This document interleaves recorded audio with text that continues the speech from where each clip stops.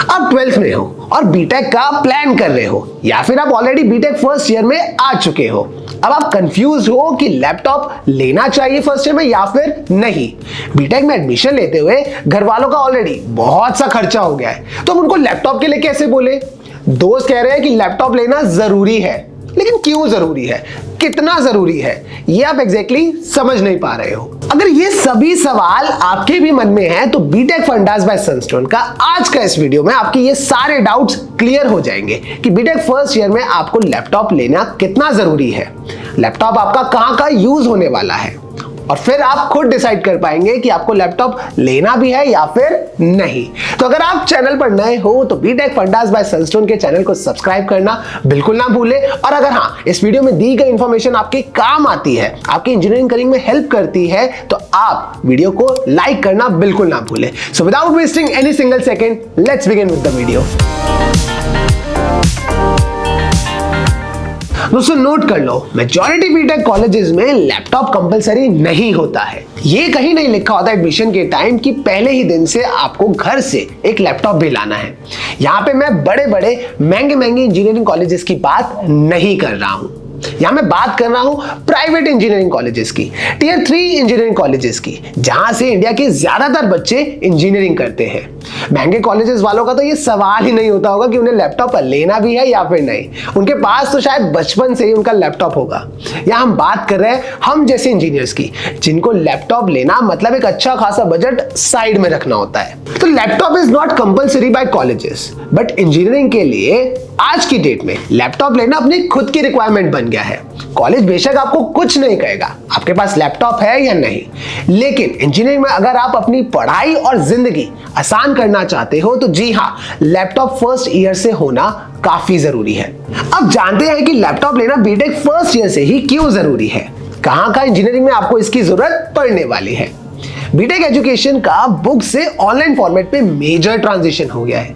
अब आपको एकेडमिक चीजें स्लाइड्स में समझाई जाती हैं, जिन्हें हम पीपीटी भी कहते हैं। सिलेबस या फिर स्टडी मटेरियल आपको ई बुक्स या फिर पीडीएफ फॉर्मेट पे भी भेजा जाता है। तो इन सभी चीजों को पढ़ने के लिए आपके पास लैपटॉप का होना जरूरी है। और दूसरी चीज, बीटेक में आपको काफी सारे असाइनमेंट्स दिए जाएंगे, आपकी क्विजेज होंगी, ये सभी चीजें ऑनलाइन रहने वाली है, तो इन सभी चीजों के लिए आपको लैपटॉप की जरूरत पड़ने वाली है।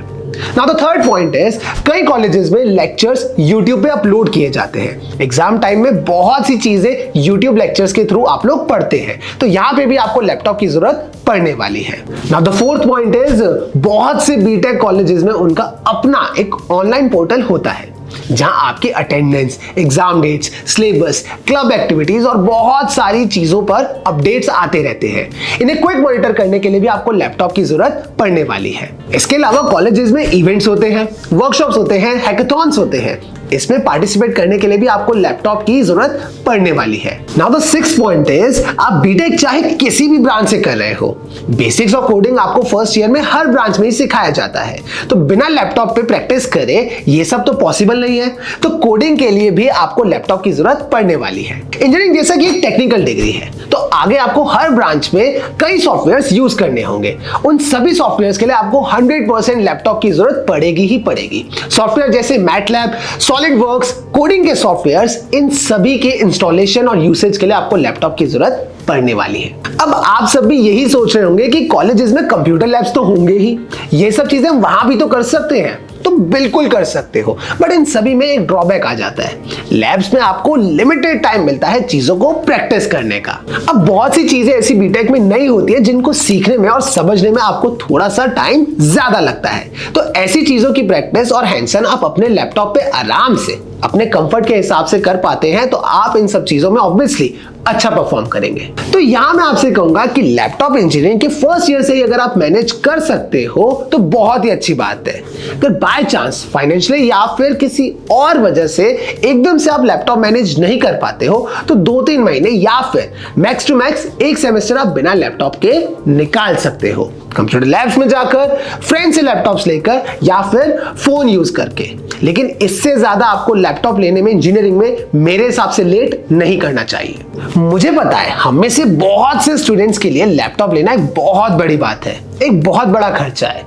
लेकिन हमें यह सोचना चाहिए कि जैसे हम किताब खरीदते हैं स्कूल के लिए, वैसे ही इंजीनियरिंग में लैपटॉप एक जरूरत बन गया है। तो इस खर्चे को आप एक एजुकेशनल इन्वेस्टमेंट के तौर पर ले सकते हैं। इसलिए अगर आप बीटेक में अभी नहीं आए हो तो पहले से ही प्लान करने का सोच ले, ताकि एकदम से लैपटॉप लेना आपको फाइनेंशियली बहुत भारी ना पड़े। अब लैपटॉप के यूज के साथ साथ उसके मिसयूजेस भी उतने ही हैं, तो इसका आपको खुद ही ख्याल रखना होगा कि घर वालों ने जो मुश्किल से इतने पैसे खर्च करके आपके लिए एक लैपटॉप खरीदा है, उसका आप बिल्कुल भी गलत इस्तेमाल ना करें। तो अगर आपको आज का ये वीडियो पसंद आया है और आपका ये डाउट क्लियर होता है कि आपको लैपटॉप लेना है या फिर नहीं, तो हमारी वीडियो को लाइक करना और साथ ही साथ बीटेक फंडास बाय सनस्टोन के चैनल को सब्सक्राइब करना बिल्कुल मत भूलना। और यहां पे सनस्टोन दे रहा है बीटेक पे free career counselling, so just check the link in the pin comment below, और ये लिंक आपको डिस्क्रिप्शन बॉक्स में भी मिल जाएगा। सो मिलेंगे आपसे जल्दी अगले वीडियो में इन्हीं कुछ रिलेटेबल टॉपिक्स के साथ। तब तक के लिए everyone take care, stay safe and believe in you.